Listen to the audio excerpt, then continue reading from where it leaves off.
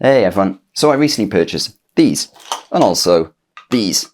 Oh yeah, and also this. Now, I didn't just purchase this so that I could pretend to be Gandalf. You shall not pass. I'm so cool. Honestly though, that's totally not why I bought it. I actually need all of this because I recently ran 3 internet cables to my detached garage. This setup works well and it delivers really fast internet speeds, but there's a big catch. Ethernet cables are copper-based, and copper and thunderstorms just don't mix. In the worst case, your cables and internal networking equipment could get fried. Now, while the UK doesn't have any major problems with thunderstorms, I have hundreds, if not thousands of pounds of networking equipment around my house, so I wanted to protect that as much as I possibly could. And that's where these come in. Ubiquiti Ethernet surge protectors. I should quickly point out that they won't magically make thunder disappear in the sky, of course, and nothing much could prevent a massive direct hit. But they do work really well to add some level of grounding and surge protection to your home networking setup, along with, of course, reducing ESD, electrostatic discharge. So let's get started. So this is my internal networking setup, as you might remember from a previous video. So at the moment I got a temporary flat Ethernet cable just coming in through my door frame, just for simplicity instead of having to drill through the wall. And then effectively that goes into a network switch, as you would imagine. Let me just unplug that for a second. Network switch, as you would imagine. That then is connected up to my media plate over here, which then goes to my understair cupboard. From there as well, I've got an Ethernet cable that goes into my Eero Pro router. And that works fairly well, other than the fact that, as I mentioned at the start of this video, if you had lightning strike somewhere and it travelled in through this cable, that could fry my networking switch. It could also travel potentially through the actual sockets themselves and damage the electrical wiring, and it could also potentially damage all of my other networking equipment, such as my Eero Pro router. And that's obviously where all of this grounding stuff comes in. Effectively, with grounding, you have 2 main options open to you. You either hook into your existing house's wiring and grounding. For example, if I could get the grounding cable from here, I could potentially use that. And then I can use a device like this to actually ground my network. The problem with that is I don't really want to start playing with my house's electric, especially because I've got outdoor.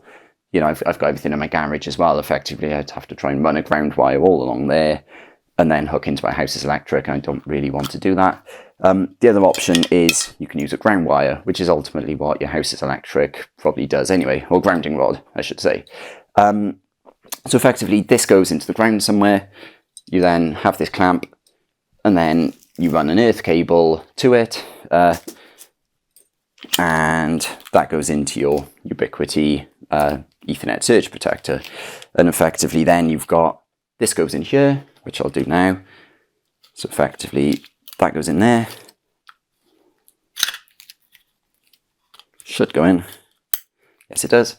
And then the other end can just clamp into your, go into your network switch as normal. Actually, I'll put it around that side instead. There you have it. So right now, of course, I should point out this is not grounded. All I've done is literally just extend my Ethernet, cables and put something in the middle of it. But because there is no ground wire here, it doesn't do anything. It's false protection. You can't just run an Ethernet surge protector and not have it grounded. That literally won't do anything. It won't help you in any way. But of course, at least we can see the network working again, so at least I know that this device works from an Ethernet networking perspective. We'll talk about how to ground things in a minute. I'll show you all that, or at least I'll attempt it because I haven't done it before.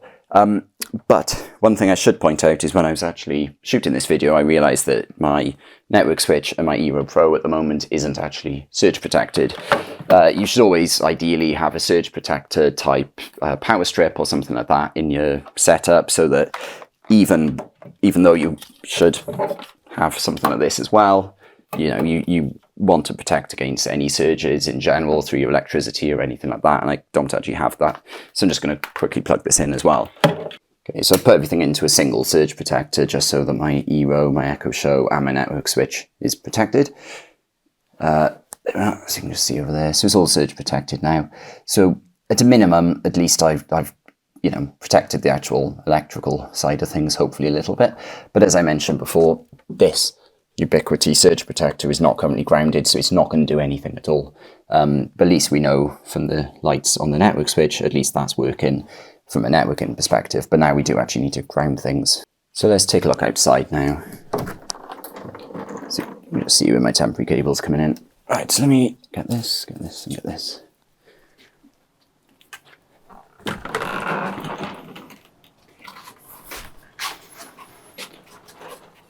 Okay, so this is my setup from outside. So you can see you've got a flat internet cable, and then you've actually got the Ethernet cables that run previously in a conduit. And, well, it's not in a conduit actually, that's a story for another day. That then goes underground, and it comes all the way along here. So basically I dug a shallow trench, and somewhere along the line you can actually see the cables come out. As I say, I haven't actually finished digging the entire trench, I've only done to the side of the house. But effectively, at the moment, these cables are fairly unprotected, and if there was a lightning strike, that's then going to cause issues. So that's where all of this comes in.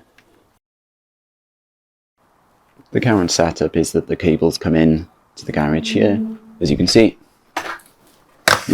Sorry, my tripod's banging on something.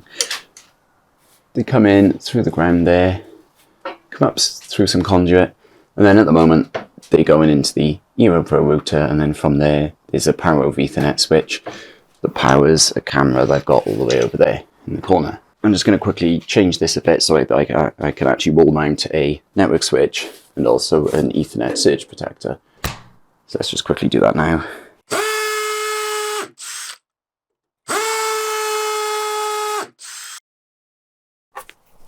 Okay, that's probably one of the most fiddly parts of the jobs, to be honest. Okay, so that's on, and now we can actually change up the Ethernet wiring. So let's move my tripod. Okay, so at the moment we've got this cable coming in from outside.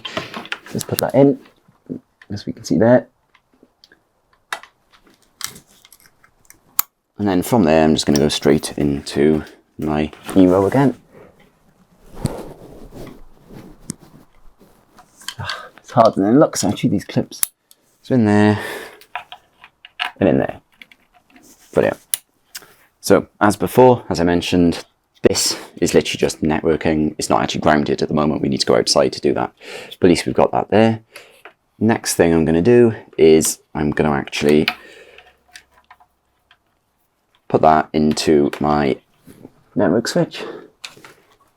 So at least then any subsequent devices I have can, just come straight off the networking switch. That's going to be a bit easier, I think. Right, and this cable, which goes to my power over Ethernet, I'll just put over there. No, I won't. No, absolutely I won't. That has to go into here, of course, because this contains the power.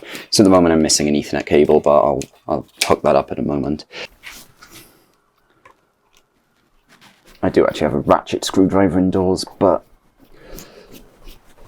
I completely forgot it. So I'm just using a normal screwdriver. It doesn't take much longer. Okay, so this cable actually runs all the way to the back of the garage to a power over Ethernet Anchor 4K camera. So I'm just going to run that in the conduit a little bit, and then I'll pop it back out just here and put that into the actual power over Ethernet adapter.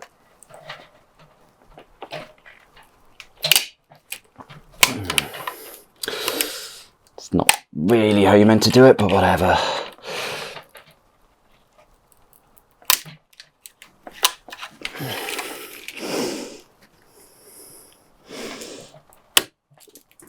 Okay, that's not the neatest of jobs, but yeah, there we are, that'll do. So I'll keep a lot of the slack in the actual trunking itself, and I'll just pop out this at the very end. I need to make sure I get the in and the out correct. I think that's the out. Okay. I can't actually see it because it's too dark in here. So look. Data in, power out. Yeah, it shows correctly.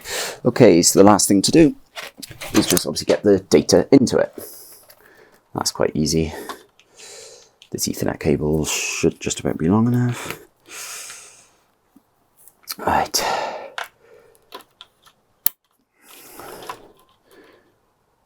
In fact, yeah, I'll go through the trunking here. I'll make it look neater.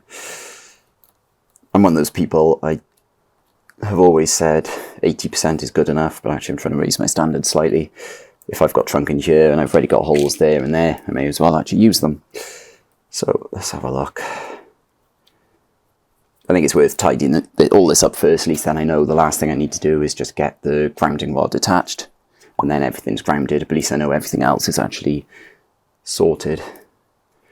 Just get rid of that. Just run that there. Okay. Let's move my phone because otherwise that's going to crash onto the floor. I've already broken one case this month. Literally in the garage. It broke. Okay, so that there. Come along there. I'll just pop it into this far one here. And then we do the flashlight test. Doesn't work because I haven't plugged in the network switch. Go me. Let me actually plug in the network switch before I put the conduit back on. Right.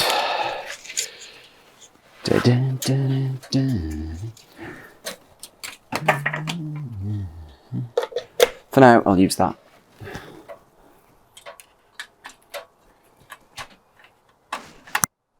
Okay, so we have power.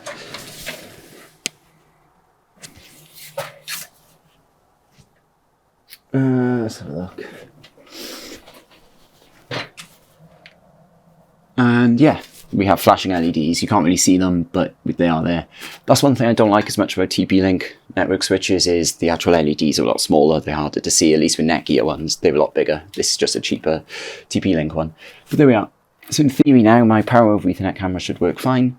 Let's have a look. So we've got, this is coming in to our garage from outside, ultimately from the house as you've seen. We've then got a short cable coming into the EMO. From there, we've got another cable coming out into the network switch, and from there, we've then got a single Ethernet cable to power over Ethernet adapter that then runs up there to the camera. So that's good. So that works, or should work, apart from the fact that none of it's grounded. But I can at least now put this trunking back on, if I can do it neatly. Right.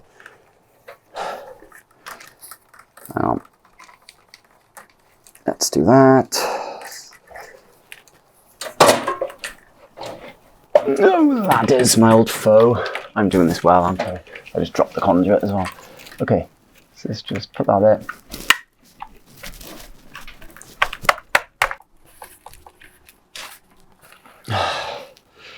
Brilliant. Right, so it's not the neatest. Let's just have a close-up look at that, but it's not the neatest, but it's better than nothing. So I'm just going to take my camera off the tripod a sec. There we are. Okay, so essentially now we've got an internet cable and a fibre cable coming into the garage. The other one at the moment I've just left loose outside because I don't need it. I've then got this conduit that comes up, and this is now the one from the outside. This is then the unearthed Ubiquiti surge protector, of course. You've then got an Ethernet cable going in to my Evo Pro router, which as you can see is working okay. From there, you've got the cable up to the TP-Link network switch. You've got another cable up to the TP-Link power over Ethernet switch. And then from there, you've got another cable that just goes all the way up there, along, around my garage, and ultimately, you can see at the back there, going into my power over Ethernet camera. Hello, which hopefully works fine.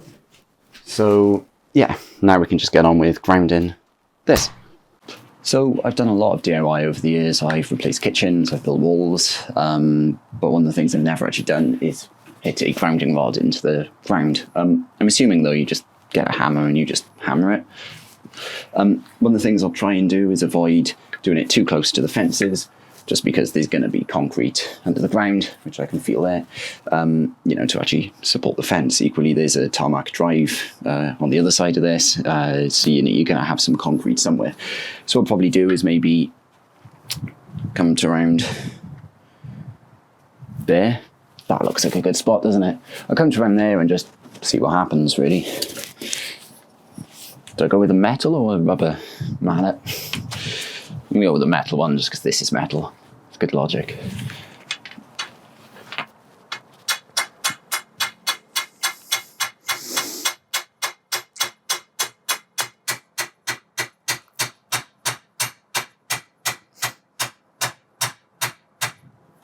Nah. Okay, so immediately I'm feeling something hard there, which is not ideal. Okay, attempt 2.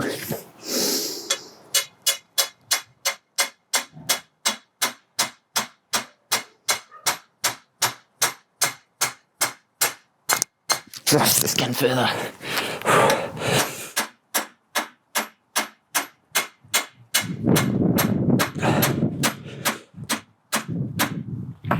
Starting to struggle.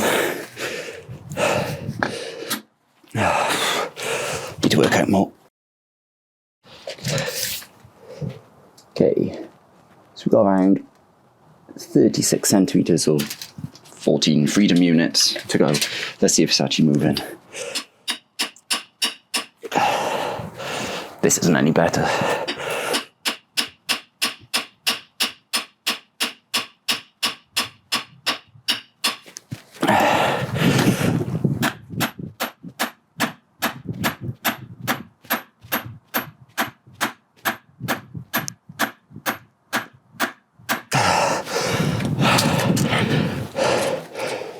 Well, there is movement. That's gone down 2 centimeters. You can keep trying for a bit, but worst case, I'll probably cut the end off just because I don't need it in, 4 foot completely for this particular project. I'm going to hit it down as much as I can. So it's not going down anymore. So I think I'm just going to cut the end off. If I'm able to, I'll get an angle grinder and just give it a shot. It's quite a big chunk of copper, so I don't actually know if I can cut it off. But I'll give it a shot. Let's see what happens.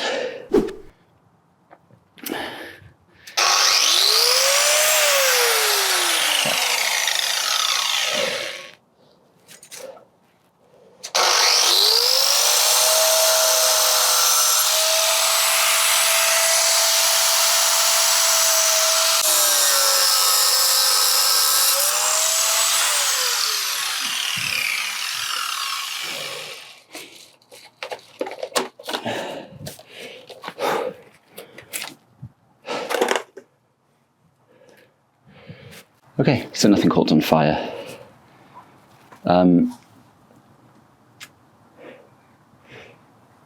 Yeah, nothing caught on fire.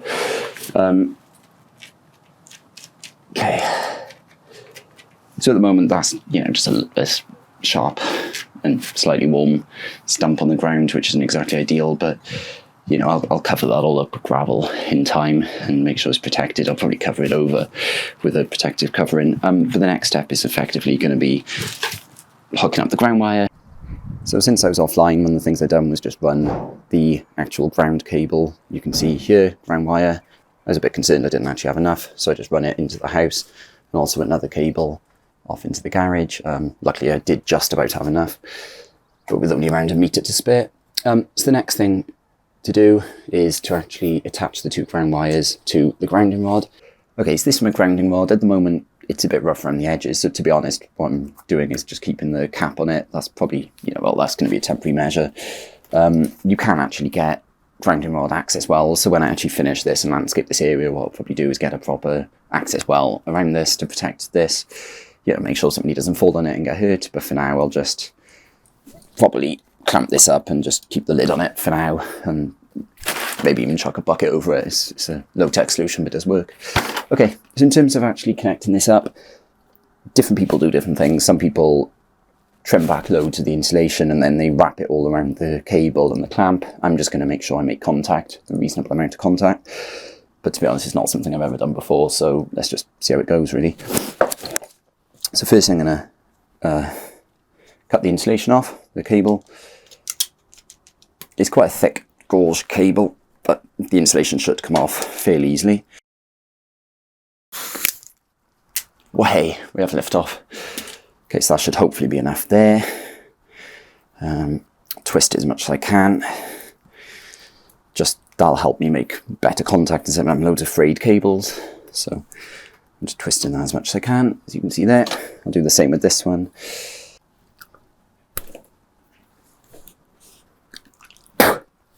Done the job. Okay. So again, we'll twist it as much as we can. I should point out that pliers would have been a better job than my mouth, but I lost my pliers recently. I kind of need to buy new ones, but for now, a mix of just using this and my teeth seem to work well enough. Okay, it's got our two ends. As I said, the length doesn't matter too much. I mean, some people literally just strip a tiny bit off and just make contact. The main thing is making contact with the rod. There we are. Might go on.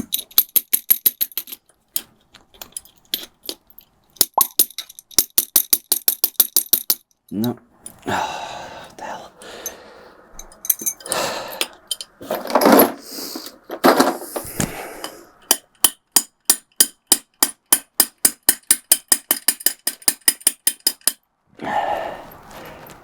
Ah, God.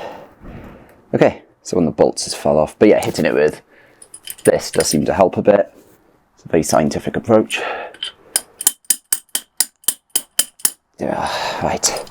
So tighten up these a little bit, just so it's not going to fall off all the time. Right. Okay, we have lift off. Okay, so the next thing is I'm just going to make contact with this. So I'm going to get the wire in as much as I can. Just going to feed that through. And let me bring, in a second, I'm going to bring the camera a little bit closer. Right, let me just get that up there. Yeah, let me bring the camera a bit closer as well. So basically the main thing is just getting contact with this grounding rod, of which by threading it through here and then tightening the bolts, that should begin the relevant contact. I'll probably twist around a bit more then, but you know, you don't overly need to do that as long as you've got contact. And that's why I've stripped off a decent amount of the cable, just to sort of maximise contact really. Okay, so let's thread that through as well. Let's wrap around a bit as well. Okay. Now, as I say, I mean, there's no, you know, I am making good contact there. There's not much more I can do. And obviously, even with a cap on it or whatever, you know, there's still decent contact there.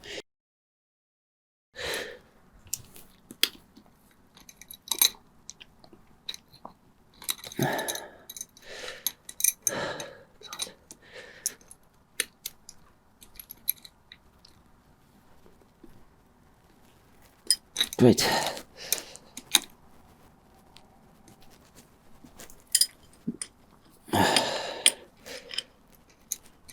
Okay, so do that. Hold that one tight.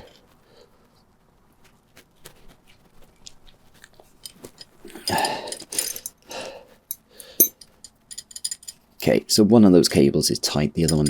Oh no, they're both quite tight. That's quite good. So even though that looks like it's moving, there's actually not much movement inside, so I'm just going to move a little bit more, but effectively I should be as close to done as I can be. Right, almost done. So the last thing I'm going to do is just wrap some of this cable a little bit more, just use up some of my slack. You know, I don't really need to be doing that, but I think by using up a bit of the slack, it's just going to keep it in place even more, not the actual contact with the cable itself. Okay, so that's a fairly tight bond. I can't easily move that cable. Okay, so that's now bonded as much as I can. And as I said, it's not the safest, so for now what I'm going to do is just cap it over and leave it a bit like that. But right now, at least, these cables are bonded. The next thing to do is go in the garage and go in the living room and attach it there as well. They are nice and safe. So now that things are grounded out in the garden, the next thing to do is actually connect up the Ubiquiti Ethernet surge protectors. So I've got my ground wire running in, as I mentioned before. At the moment I'm just running it through the weather seal in the door. Same with this flat Ethernet cable. This is a temporary measure. At some point I'll actually, you know, drill through the wall, but for now, or maybe through here, just the edge. But for now I'm just going to leave it like that. Okay, so in terms of connecting this up, Let me bring that up a bit. So by default, all that Ubiquiti give you is a screw and a serrated washer. And basically the idea of that is if you had some grounded metal pole, you would just hook in to the wall, you'd screw into the wall with the screw they provide. But that's not what we want. In this case, I'm actually trying to connect a ground wire, and Ubiquiti make clear on the instructions, which aren't included in the box, by the way, but on the website, they make clear in the instructions that you don't get any bolt or washer. So I had to go out and buy these, but obviously it's one of those things where instead of spending £2 on a bolt and a washer pack of like 8, I end up buying a pack of 100 for like £10, but whatever. So these are M5 bolt and nuts, and basically I'll be putting that in the back there, the nut, and then screwing in there. But firstly I need to actually, oh no, have I left my crimping tool out in the moment I said crimping, I then realised that I didn't have my crimping tool with me, which is annoying. So I checked at my garage, didn't find it. Went upstairs, didn't find it. Checked downstairs, didn't find it. Checked at my garage again, and then it was the first place I looked, which is annoying. Anyway, so yeah, effectively I've got my nut, bolt and serrated washer. I've got my grounding wire from outside, or drain cable as Ubiquiti some call it. And the next thing you need is a crimp set. I mean, you could potentially just try and get contact with this so that when you bite down on this, it connects. Here, you could try and do that, but usually it's better to crimp. You usually end up with a better quality of finish and a more stable sort of bond.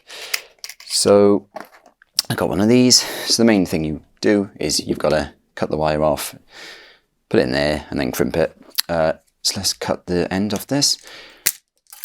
There we are, nice and easy. Okay, so put that in there. And in the actual crimping tool itself, you've just got a little bit of metal, and you're just going to squish that down as much as you can.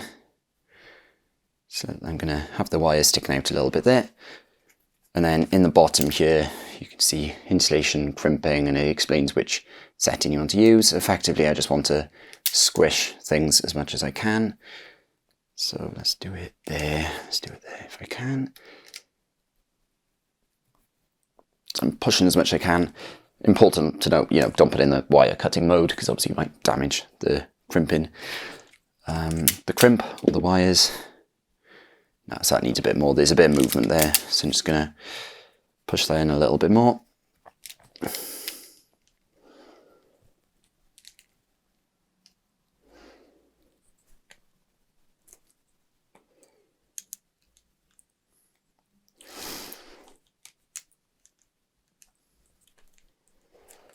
Let's have a look.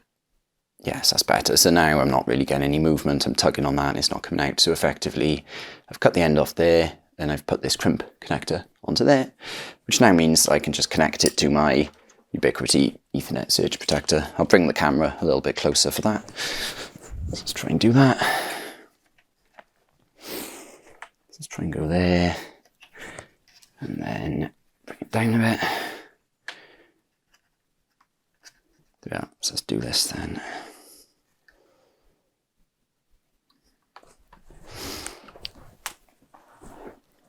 Okay, so I've got to have the serrated washer according to the instructions. That goes through there.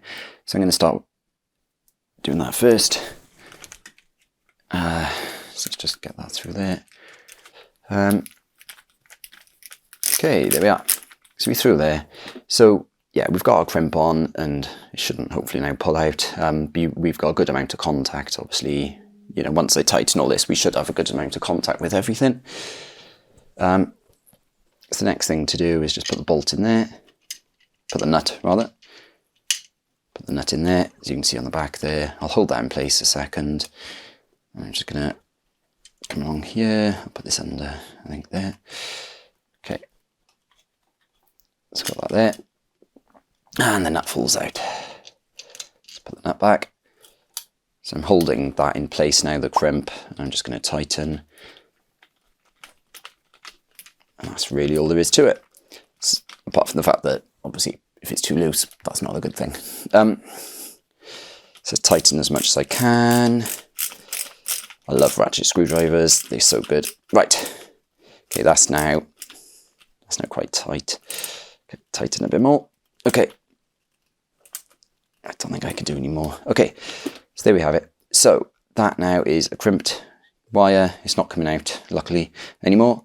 So you've got your nut, the serrated washer, that's then making contact with the crimp, which ultimately is connecting the ground wire to this Ubiquiti surge protector. And then in the back, I've just got that. The nut I bought, or the bolt I bought, sorry, is a little bit too long. If you were wall mounting, you know, that wouldn't be ideal. So I'd probably need to just, if I do wall mount this in the future over there somewhere, then what I'll probably need to do is just buy a slightly shorter bolt. But for now it's fine because I'm just leaving this loose. Okay, so that's good contact. So yeah, you know, you can see there's good contact there. The last thing to do is just put the cover back. Now, because this cable is so thick, I've actually gone for a slightly thicker gauge than they said. It doesn't fit through that particular bit. So what I'm going to do is just move the wire over to the other bit, the Ethernet bit. Make sure it's all in, and then slide it on. And that's it. That is now my, that now means my outdoor Ethernet setup is surge protected, which is awesome. There you have it. Everything is now grounded and surge protected in theory. The reason I say in theory is I haven't obviously tested any of this. I'm not an electrical engineer, and I'm not going to go out and get ground resistance testers to test the ohms or the resistance, or however you pronounce it. I'm not going to do any of that. For now, I'm just taking the pragmatic approach. I know that I needed to run a grounding rod into the ground, which I've done. I've got two good connections. You know, as you've seen in there, I've tightened everything. The cables aren't coming off. I can see the connection between the actual ground wires and the grounding rod with the clamp. I've then connected those in the garage and the living room into the Ubiquiti Ethernet surge protectors, and the contact is good there as well, which is brilliant. So I think I'm happy enough with that for now, especially since the UK is a fairly mild climate. It's not like we have massive thunderstorms that regularly knock out all of our equipment. What I should say is, you know, the actual grounding rod I've gone for is 5/8 of an inch, and I've got it into the ground around 3.5 foot. For me, that seems pretty good. I don't really want to go overkill with this, but I know, you know, for a full-on electrical installation for a house, you are going to need, you know, potentially a thicker grounding rod, but certainly you need to go deeper into the ground. But I think for my purposes of just trying to add a little bit of extra protection to my Ethernet setup, I think it's okay. Before wrapping up, I wanted to cover one quick question that some people have, and I had as well, which is, should you ground your Ethernet at both ends? In other words, should I just have used the Ubiquiti surge protector in the living room and not in the garage, or vice versa? And certainly if you Google this question, sometimes you see big electrical engineers who specialize in running, you know, copper Ethernet cabling, and they sort of say, no, you should only ground on one end, otherwise you'll have a ground resistance loop and things will explode and you'll all die. They don't actually say the last bit, but they say things like that, and that concerned me at first. But then you look at Ubiquiti, some of the install instructions for their power over Ethernet cameras, and what they actually say is you should use their surge protector devices on both ends of the run.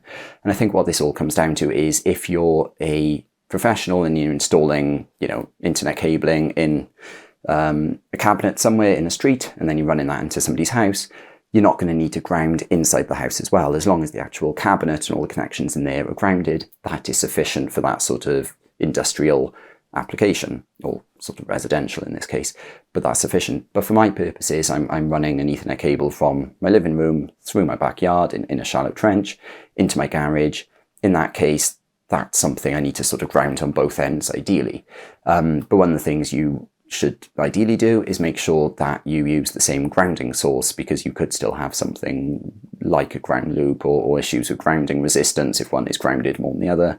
I don't fully understand that, you know, the specifics, the science of that. But basically, that's why I had the one grounding rod, not two, and I just run a long bit of earth wire or ground wire from the grounding rod all the way through my backyard into my living room, so that I could have the one point for actual grounding. And I think that's better anyway, because, you know, my house's electrics are grounded anyway. The builders, you know, who built the house would have made sure of that, and that's all been tested and signed off. But I'm happy then to have a separate grounding rod just for my Ethernet, setup. So just one grounding rod, connect to that from 2 places, and that seems good to me. So in short, yes, if you're doing what I'm doing, which is just running an Ethernet cable through your backyard, you should use a surge protector for your Ethernet on both ends.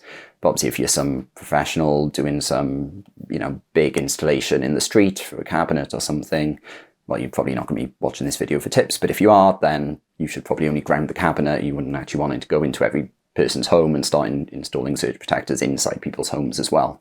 That would then be overkill. And I hope you enjoyed this video, and I hope you found it useful. I'm pretty happy now to have surge protected my network. If you found this video useful, please click the thumbs up button, which will tell YouTube it was a good video and more people should see it. Please also consider subscribing to my channel and clicking the bell icon, which will notify you when I release a new video. Thank you.